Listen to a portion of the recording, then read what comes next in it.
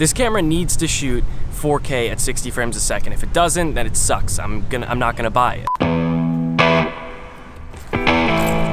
Today we're talking about the Sony A7S III and what it's gonna take for me to actually buy this thing.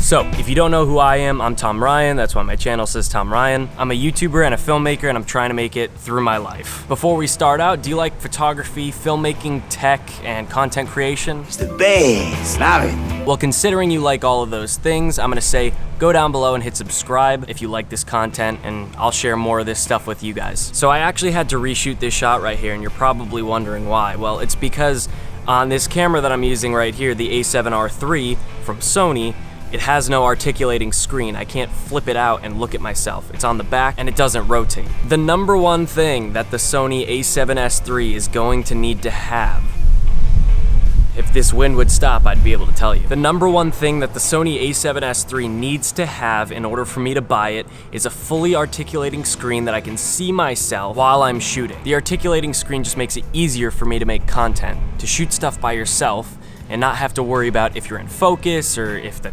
exposure's correct or anything like that. You don't have to redo shots so often like I did in this video. It's awesome for vlogging, of course, but it's also really great for filmmaking and trying to get different angles and moving and having to stand in different positions for weddings or for regular filmmaking in general. It's just a great tool to have, an articulating screen that flips around. I'm the guy that advocates for a bigger sensor. It's better in low light, but the fact that Panasonic made the GH5S is kind of proof that you don't need a bigger sensor. And the features that are packed into those cameras are ridiculous. And if Sony doesn't really hit it home with the A7S III, I'm going micro four thirds, guys, I'm sorry.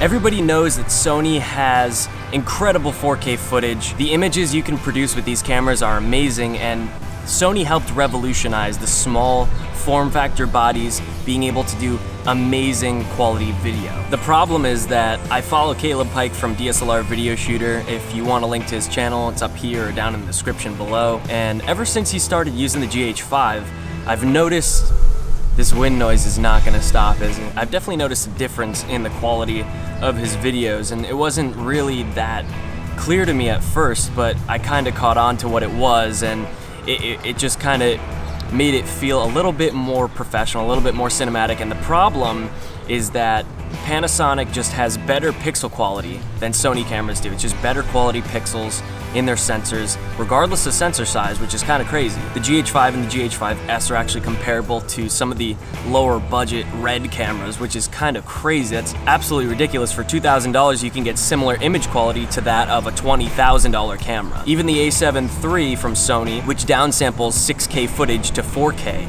isn't as sharp as what you'll get from the GH5, because the GH5 just has better pixel quality. The difference between the Sony cameras and the GH5's quality is kind of like the difference between Kraft mac and cheese and Walmart brand mac and cheese. There's a difference. It's not really that noticeable, but there's definitely a difference. Cool. Tom, please insert a generic shot of my feet while I'm walking to convey the transition from one place to another. No problem, Tom. 4K and 1080p just don't mix together, especially on a 4K timeline. This camera needs to shoot 4K at 60 frames a second. If it doesn't, then it sucks. I'm not gonna buy it. Even if it's not 10-bit 422, 60 frames per second, that's not that big of a deal. But 4K and 1080 just don't mix. The difference between 4K and 1080 is a little bit different. It's kind of like Pepsi versus Coke. If you're a Coke drinker, then you despise Pepsi, and vice versa. There's a clear difference, and you're not about to drink some poor man's version of whatever drink you like. So the police station is right behind this building I'm sitting in front of, and if Sony doesn't incorporate 10-bit recording into this camera, I feel like whoever came up with that idea needs to be there. They need to be put into prison, because 10-bit is a necessity now in the day and age of mirrorless cameras, small form factor mirrorless cameras, where we're shooting weddings, we're shooting professional corporate stuff with these cameras. They need 10-bit 422 recording. We've all been there. We finally shot the entire video. We get it into post, we edit it, and then we go and we color grade it, and we need to just push it a little bit further than it's able to go. And it starts banding, and it starts falling apart, and things start looking bad. And that's where 10-bit 422 would really come in handy. Come on, Sony, please. really. It's just necessary for this camera to do 10-bit 422 internal. I mean, I used to be a Blackmagic Pocket Cinema camera owner, and having that 10-bit ProRes was just incredible. I was flexible and I could mess with it the way that I wanted to, and it was just incredible to have that feature. Now, I'm not an advocate for fix it in post, but when shooting stuff like weddings, it's high stress and it's really fast paced, and you're gonna overexpose, you're gonna underexpose. Sometimes it's just gonna happen, and you need that flexibility to be able to push it or pull it back to where it needs to be. If we don't have 10-bit 422 internal, then Sony, what are you doing? Sony colors have fallen apart on me time and time again, and that's because it's only 8-bit color depth. We need 10-bit, Sony. Please give it to us, please. Speaking of colors, color science needs to change in this new camera. Now, they did a decent job with the A7 III, the A7R III, of mixing up the colors, making them a little bit better, making the skin tones a bit better as well, but they're just not good enough yet. They're obviously much better than the older models. I still own the A6500, and that camera's really, really hard to work with as far as colors, but the Panasonic GH5 and GH5S are just on another level as far as color science and as far as skin tones and just color reproduction. I'd go as far to say that Panasonic has now gotten to the point with the GH5S that they're basically as good as Canon is. Now, Sony just implemented a new color science into their new cinema camera, the Venice, and it's actually pretty good. There was a comparison between the Sony Venice and the Canon C100 Mark II that I saw recently, and it was really, really close. It wasn't there, it wasn't perfect, but it was super, super close, just enough so that I think that if they put Venice color science into the Sony A7S III, I think it'd be workable, it'd be good enough.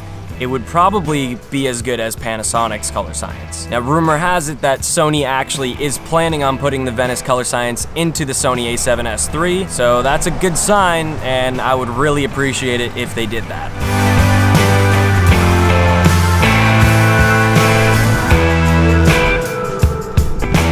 Now, only Sony shooters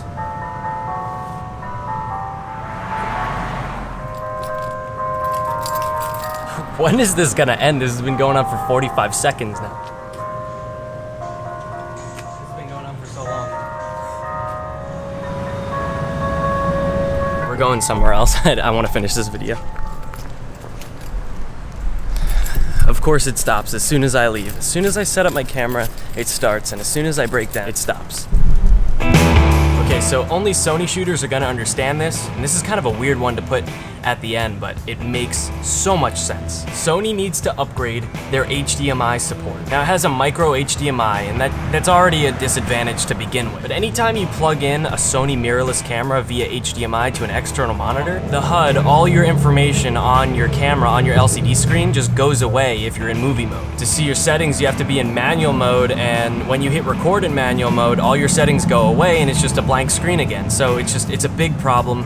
Sony, please fix this. You gotta fix this, or else I'm not gonna buy your camera. All right, so I looked at my phone and I actually lied. I have one more thing that I need to talk about, so let's go do that. I'll do this little transition. Here we go. The last thing I'm gonna talk about is the budget. How much this camera is gonna cost, or how much I think it's gonna cost, how much it should cost based off of the specs, or what I think the specs should be or are going to be, and just all around price differences and what costs more, what costs less. So we're gonna talk about that right now. If this camera costs anything over $3,000, I will not buy it. If the GH5 can do it, it does. And by the way, I didn't mention all of the other features that I like about it. Then the Sony should have absolutely no problem doing all that stuff for under $3,000 because the GH5 only costs $2,000. The only two noticeable things that I found that Sony has over the GH5 and GH5S is sensor size, which is gonna obviously be better for low light, it's gonna be better for photography, it's gonna give you better bokeh. You have that crop mode and video mode where you can punch in and out of APS-C mode, and it has better autofocus. That's universally known. The Panasonic cameras don't have it. They don't have bad their autofocus isn't garbage. It's doable on a wide angle lens, and to be honest, it's really not that big of a sensor, so you're not gonna find anything too out of focus anyways. So if we're talking about the upgrades that I mentioned, if it doesn't have all of those, or even some of the ones that I mentioned, then I don't see autofocus and a bigger sensor to be worth all the shortcomings that Sony cameras have. Now, although I'd prefer not to live without these features in the GH5, and I'm gonna list them off because there's just so many, I can live without the better in-body stabilization of the GH5, the 6K anamorphic shooting, the 1080p at 180 FPS, the cheaper price for both the body and the lenses, the higher resolution screen, the better battery life, the no record limit, the better menu system, etc. But as a video shooter and as a filmmaker, all of the things that I listed earlier, I just can't live without anymore. They're too important, and I need them all in my list of things because video production quality has just gotten so much better. It's gone through the roof since the GH5 and 5S have come out, and I just can't live without any of these features anymore. In conclusion, finally we're at the conclusion. In conclusion, Sony has to literally knock my socks off and blow my mind in order for me to buy this camera, especially at a price point of $3,000. I don't think it's gonna be any cheaper than $3,000, especially at a price point of $3,000 or more. It has to blow my mind, knock my socks off for me to buy this thing. The GH5 was the foundation. I really never thought I would say this. I argued so hard for bigger sensors. I argued with this one guy on Facebook forever, and he actually didn't like me because of it. I argued that the GH5 was just not a good camera for run and gun stuff because it wasn't good in low light and bigger sensors were just better, and the micro four thirds was not gonna give you enough depth of field. I never thought I would say this, but the GH5 was the foundation. And then the GH5S came out and proved to everyone that smaller sensors can do better low light and do literally as good a low light as my camera does. I have a full frame camera. It cost me $3,500, and the GH5S, which cost $1,000 less than, actually right now $1,500 less than that, can do just as good low light with a micro four thirds sensor. So that's just incredible. Sorry Sony, it's your move, bros. You're not as bad as Canon, but you're not moving forward quick enough. We've been asking for articulating screens for literally since the A7S II came out, and you never did it. Your color science is not good. The record limit is something that we'd be willing to pay in order to get rid of. You gotta upgrade your stuff, guys. All right, if you like this video, please make sure to subscribe and hit that notification bell. I think that's what I'm supposed to say. Yeah, hit that bell so you get notified when I make a new video like this. It's garbage, but I wanted to share my thoughts with you. You know, it's not garbage. You know what? No Small Creator. Thank you, Cody Warner. Amazing. No Small Creator. This video was amazing. It's not arrogance. It's confidence. So subscribe if you liked this video, and comment down below what you thought. What do you think the Sony A7S III needs, or what it's gonna have, or if it's gonna be a disappointment? Tell me in the comments below. Share your thoughts with me. That's what this is about. This is a community. Share your thoughts below. But that's gonna do it for this video, so I'll see you guys in the next one. Peace.